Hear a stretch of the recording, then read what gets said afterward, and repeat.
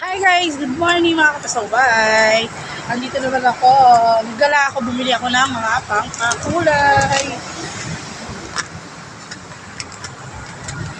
Galing ako guys sa Hortaleza. Hindi ko na pinakita kung saan ako punta. Yes! Dito ako bumili sa malapit sa Ever Commonwealth. Ay hindi!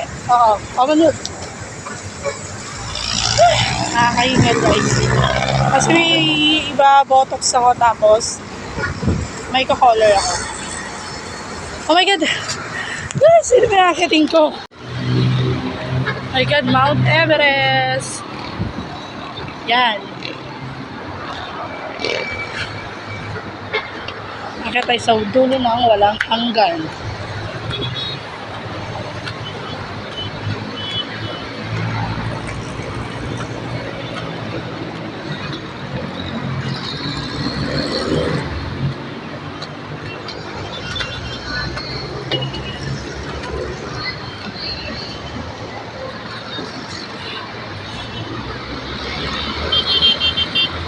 Ay, grabe.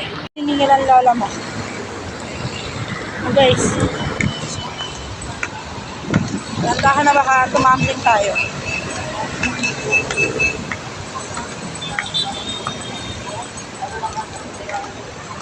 Busy ng kilos kasi nag-aantay na siya.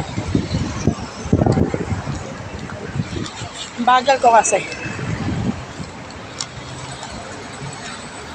So, mamaya na lang guys ha. Mamaya na lang. Bye! Naglagay na nga pala ako dyan ng color na ash blonde dahil black ang color ni client kaya lumabas sa buhok niya is parang choco brown. Then, pagkatas ko maglagay niyan, nag-proceed na rin ako dyan sa hair botox. So, first time ko palang ito gagamitin, tong bagong bili ko na hair botox. Guys, kung nagtataka kayo bakit parang hindi masyado nag-light yung buhok ni client, kasi nga virgin ang buhok ni client, black na black. So, ngayon palang, first time palang niyang lalagay ulit ng panibagong kulay, kaya yan ang lumabas sa kanyang kulay. Kahit ano pang ilagay mo dyan kung black ang buhok ni client, wala tayong gagawa. Then, ito ang binili kong hair botox. So, medyo price itong hair botox na nabili ko. Pero, tingnan ko din nga kung satisfied talaga si client. So, sa tingin ko naman satisfied si client kasi ayaw niya magpa-rebond. Kasi napaka-frizzy ng buhok niya, napaka-buhag-hag dry.